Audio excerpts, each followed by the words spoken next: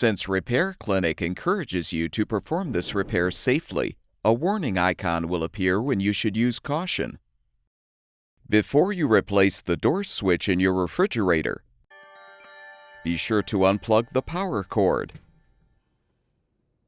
You can use a putty knife to pry the old door switch free of the liner.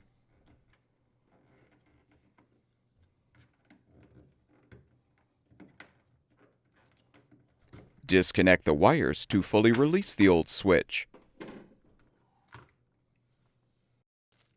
Install the new door switch by first connecting the wires to the terminals. Properly align the switch in the liner and snap it into place. Plug the power cord back in, and your refrigerator should be ready for use.